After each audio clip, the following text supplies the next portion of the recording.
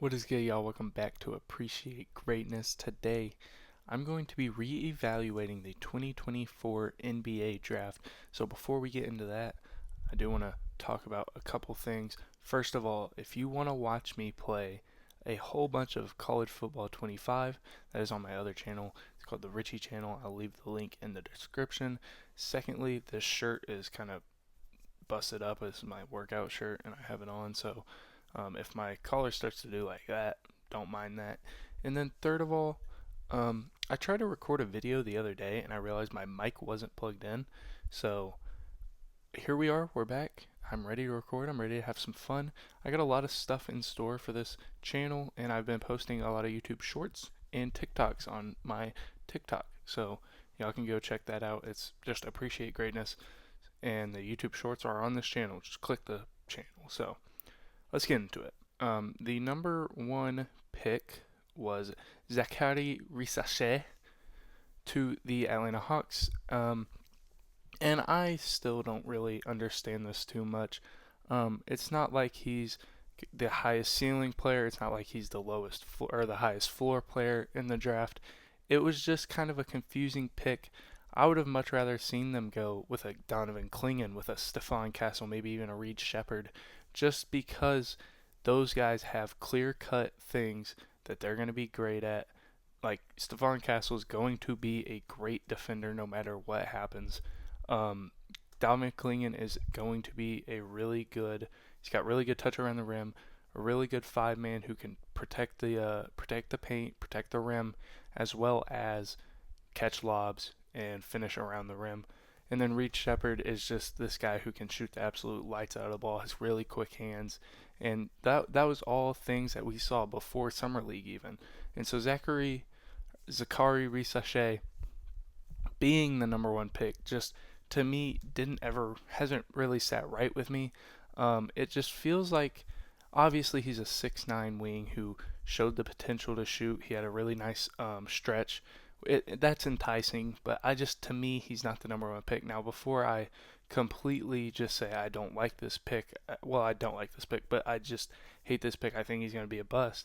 He's a 6'9" wing. He can shoot. He's shown the ability to handle. He's long, and he plays solid defense. So being able to develop is promising. It is enticing. So I understand that thought process. Number two, the Wizards take Alex Sarr. I like the Wizards getting Sarr. I mean, you don't overthink having the projected number one guy for a lot of the year fall into your lap, and you take Alex Sarr, who has shot a lot of in summer league. He shot a lot of contested jumpers and threes, and he wants to play power forward. That's why they went out and got Valanciunas. And to me, he just doesn't do those little things that you want from a center, like box out well. He doesn't box out well. Doesn't set great screens. But other than that, I do like the potential as a scorer. I like the potential as a pull-up scorer. I think he was 14 for 27 as a pull-up shooter with Perth this season. So I think Sarr has potential to be a pretty good scorer at 7 feet tall. He can move. He can dribble the way that 7-footers can't. But I don't know if he can move well enough and he can dribble good enough for that to really matter. That's what we're waiting to see. At 3, the Rockets draft Reed Shepard, and this is an incredible pick. They needed shooting. It felt like the perfect pick for them. They needed shooting, and Shepard can bring defense. I knew personally he could bring secondary playmaking. I knew he was going to be the guy to replace Fred VanVleet, but I did not know he would look this comfortable this early. In Summer League, he looked incredible. He looked comfortable handling the ball, making plays for his teammates, and that was really promising to me. Obviously, I knew the shooting was going to be there. I knew his hands were quick as hell, and he showed that in summer. At 4, the Spurs drafted Stephon Castle, and Stephon Castle just feels like a Spursy player. Great defender, pretty good secondary playmaker again at Connecticut, and he's shown signs this summer of being a good playmaker. And so I think that he's going to be their one guard, and he's going to be able to develop alongside Vic into a really good player. He's going to be developed under Greg Popovich and Chris Paul, so that's really promising for the Spurs, and I like the pick at 4. At 5 is Ron Holland, who another incredible athlete, and they're getting Fred Vinson, the Pistons are, who's one of the best, if not the best, shooting coaches in the league. And so that is promising that, all these athletes who don't necessarily have bad looking jump shots can be developed under Fred Vinson and can get their shot doctored by Fred Vinson. And so Ron Holland going to a team with a great shot doctor and being able to develop there is pretty promising, especially how athletic the Pistons are. He kind of fits right in with those athletes. And so I'm excited to watch the Pistons. My bad, I just shook my whole desk. I'm excited to watch the Pistons this season. At 6, the Hornets draft Tejan Salon. Immediately when it happened, I didn't understand it. I still don't really understand it. There were rumors, and they're probably true because Woj was reporting them, that the Blazers were trying to trade up from 7 to 6. And being the Hornets, you know that Tejan Salon is not going at 6 to the Blazers if you make that trade. So why don't you just at least trade down one spot? Nonetheless, you could go down to probably 9, 10, 11, maybe 12, 13, 14, and he's still going to be available. So that was really concerning. That was really confusing to me. But I like Tejan Salon. I saw someone say if they like Salon, he's just going to learn how to play the game of basketball, and he's going to be really good. And I kind of see that as true, but he can play basketball. It's just that everything needs refining. Like, he needs to be a better shooter, better dribbler, better defender, everything. But he plays with such a high level of effort and energy that it's really promising. At 7, the Blazers go Klingon. This is an awesome pick for them. Getting a big who seems to be their future at the center spot, and he's really light on his feet for such a big man. He's really a great paint protector. I already talked about him earlier. I love the pick for the Blazers. I think he fits right in with what they want to do, and it's very promising to me.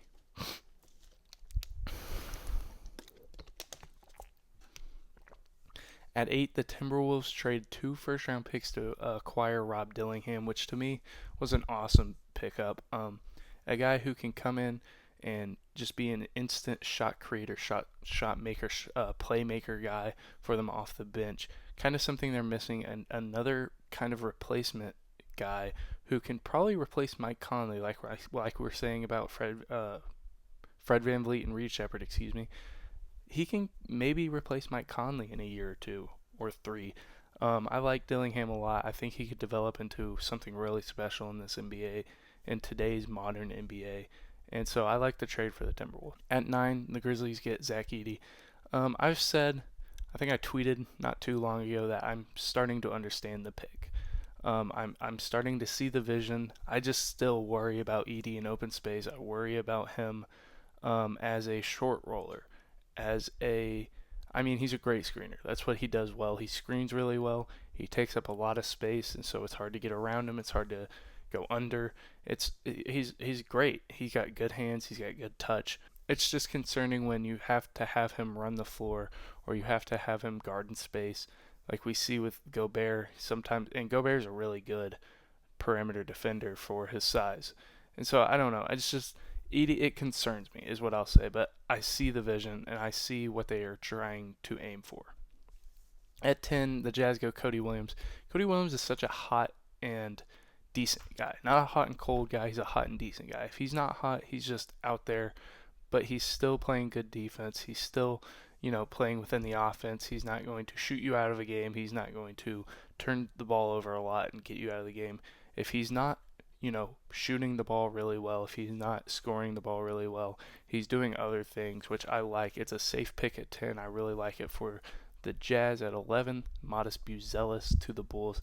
And this is the guy, to me, who has the highest ceiling in the draft. He's 6'11", can handle well, had some questionable turnovers with the Ignite, but his shot, if it's there, if it's falling, he looks nasty. He's a great athlete, probably one of the most sneaky athletes in the draft, and he's a Chicago kid, and the Bulls are keeping a kid in Chicago, and that has worked in the past, a la Derrick Rose.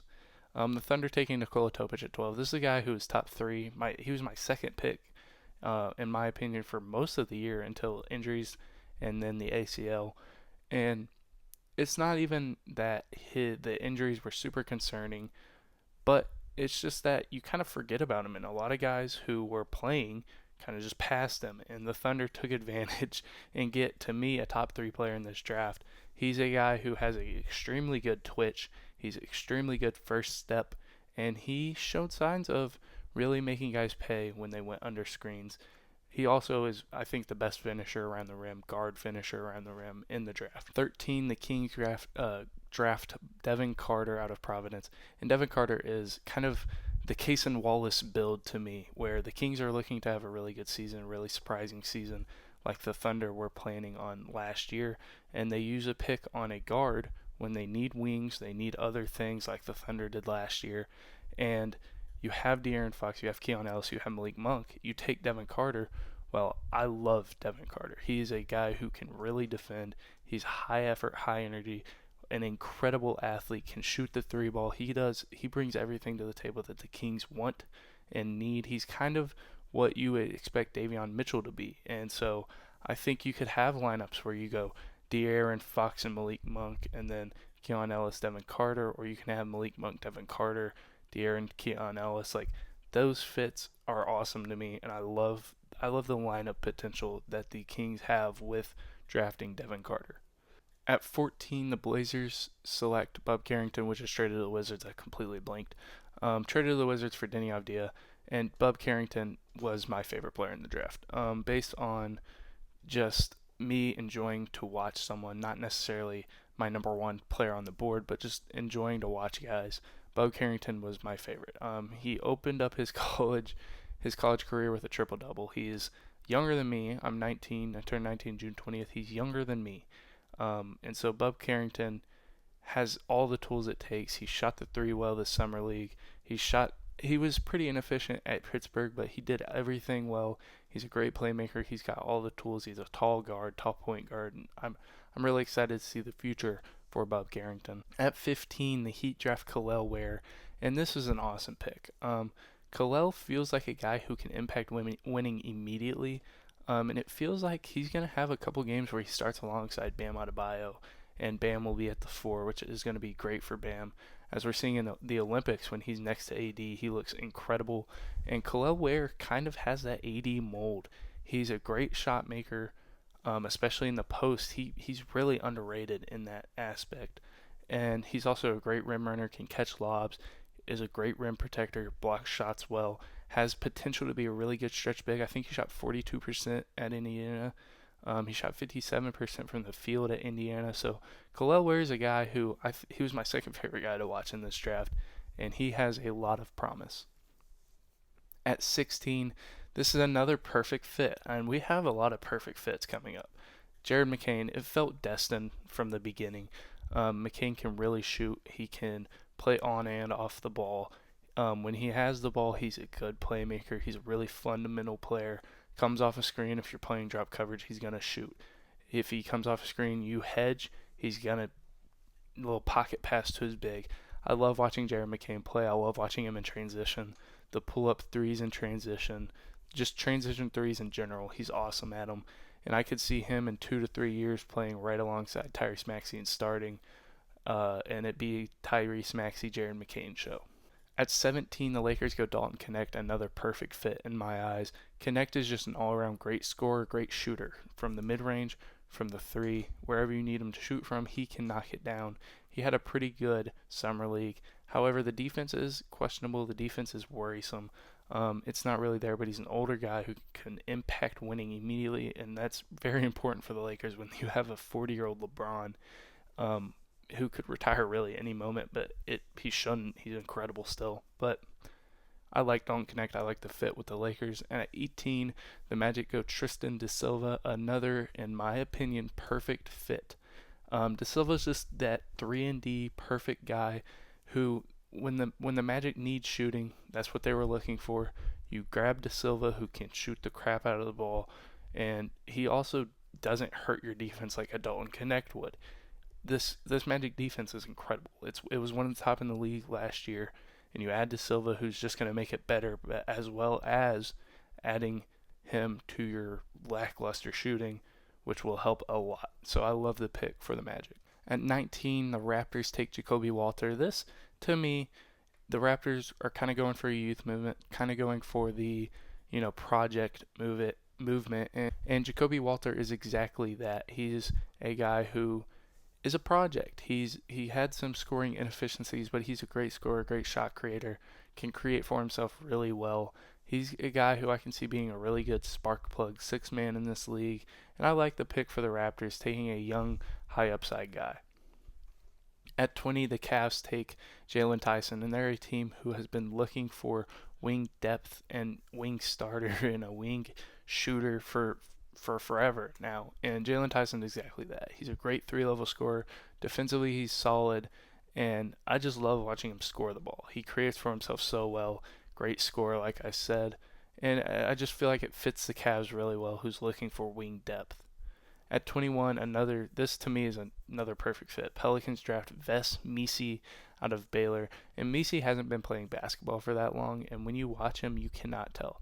The athleticism he has, the way he kind of can dribble is really surprising at times.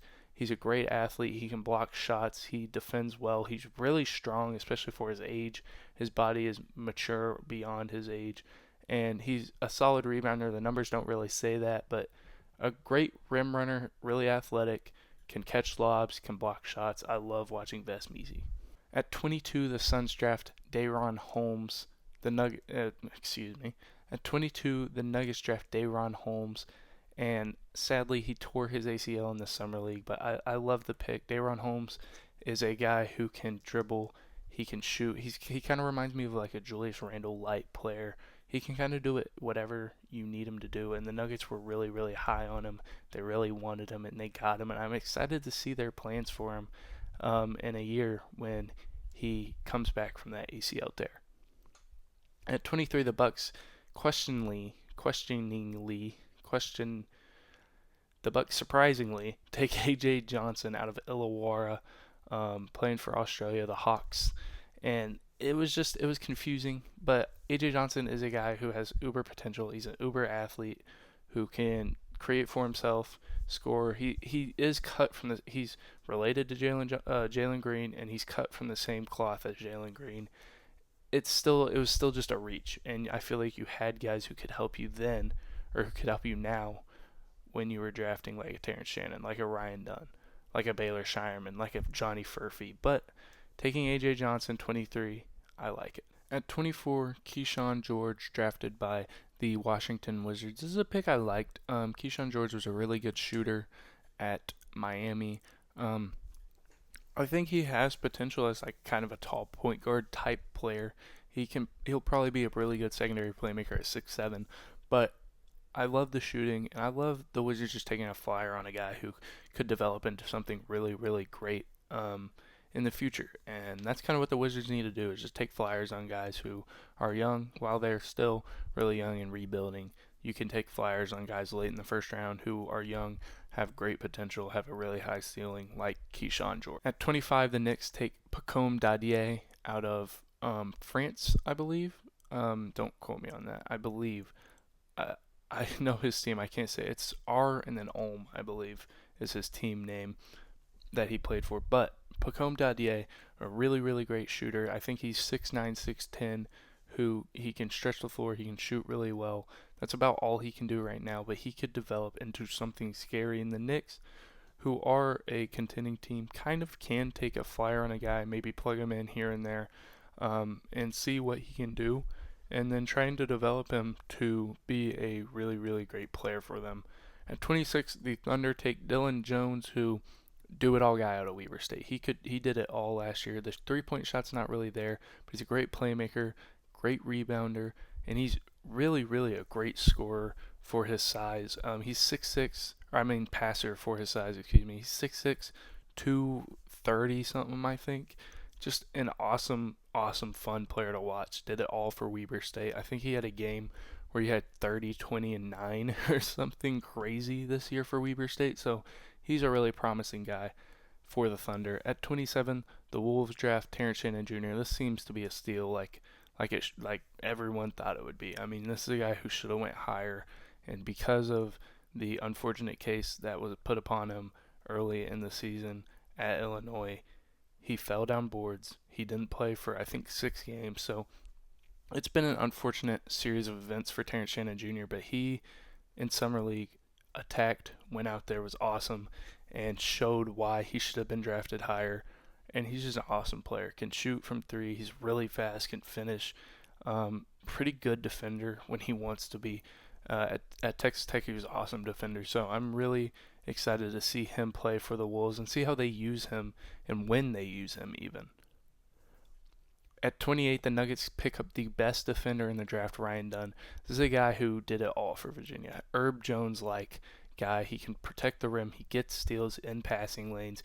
And if he has to, he can just lock down your best scorer. It's awesome to watch. He's so fun to watch. If he can develop any sort of cutting, this is a Suns pick, by the way.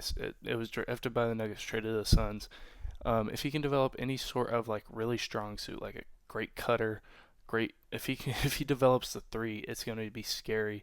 The Suns have a guy who can really defend on their hands. I love the idea of plugging him in with a Devin Booker, Bradley Beal, Ryan Dunn, Kevin Durant lineup, and then whatever you want at the center at that point. At 29, the Jazz get Isaiah Collier, the steal of the draft in my opinion. This is a guy who should not have fallen to 29. Really young, had shooting struggles from three, had turnover problems, but other than that, he's an incredible player. He's a great playmaker. He can really score. He has a knack for scoring, and he's a bulldog. I mean, he gets downhill. He's strong. He uses his body well. I'm excited to see him play point guard. He was a guy I had mocked to the Jazz at 10 at times, and so it's going to be fun to watch him play for the Jazz next year. And then at 30, the Celtics draft Baylor Scheierman, and this is just another Celtics steal, man. Baylor Scheierman, one of the best 3-and-D guys in the draft, can really shoot the ball, but also has other aspects of his game where he's a good passer. He's a good one dribble jump shot shooter. He's a great rebounder for his size, especially. I mean, he's an all-around package. He's 23, I think, and so that's probably why he fell to 30. But I mean, it's just another Celtics steal, another Brad Stevens masterclass, and that concludes the first round. Now I'm just going to go through here and kind of say my favorite guys, or maybe just keep it short if I do go through everyone. But Jonathan Magbo, 31 to the Raptors, is a guy who can really handle the ball, plays bigger than his size. It's going to be fun to watch him play on the Raptors. At 32, the Jazz get Kyle Filipowski, another steal. This is a really skilled big man. Defensively, there are problems, but for his size and for his, size, strength, weight, the skill level is off the charts. Obviously had the problems with his family, we'll just say, and so that's probably what caused him to fall. But man, he's an exciting player. 33, the Bucks draft Tyler Smith. I like this pick. I feel like I would like it a lot more if they had drafted a surefire older guy at 23, but they didn't, and so it makes it hard for me to love it. Tyler Kolek to the Knicks, I love. Can learn behind Jalen Brunson, a really good playmaker. It's going to be interesting to see how the Knicks use him because he is an older guy. So that's interesting to me. At 35, Johnny Furphy goes to the Pacers. This is a great fit for them. Good athlete, good defender, can shoot the three. All around, I like the pick. Juan Nunez at 36 to the Spurs. Really good pick and roll playmaker, pick and roll facilitator. Other than that, he's got a lot to work on. I think he's a draft and stash guy, so he played as well. I think he played with Pacome Dadier too. So 37, Bobby Klintman. This is a guy who is underrated. He's shown signs of doing it all. I mean, he can shoot. He's shown signs of shooting, shown signs of finishing, great defense, can pass. He showed really great signs and flashes of passing in the Summer League. I'm really excited to see what Bobby Klintman can do on a weak Pistons team. The Thunder getting A.J. Mitchell, another steal for the Thunder. They just do it every year. A.J. Mitchell, I said pre-draft, was the prototypical driving kick guy. I said the Pelicans, the Knicks, the Celtics, and the Thunder would thrive with a guy like A.J. Mitchell. The Thunder get their hands on him. I'm excited for that. Skipping a few, I like Adem Bona. I like Oso Ighodaro to the Suns. He's a really great athlete who can protect the rim, catch lobs. I think he's going to be a fun fit there. Jamal Shead to the Raptors is going to be fun. Kind of a guard who can settle things down, set the tempo, great defender, just a solid piece for them. Other than that, I love Melvin Aginsa to the Mavericks.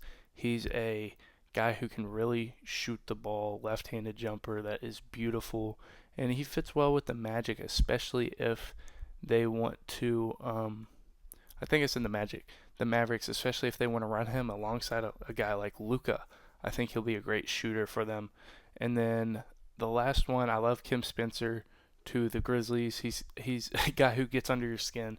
Even if you're watching him, if you're not a fan of the team he is on, he's going to get under your skin. Kind of Pat Bev like, but he can shoot the ball. He's a good playmaker, just a solid point guard. TJ McConnell like, even though that's a pretty easy comparison, he's TJ McConnell like a lot more than Tyler Kolek is.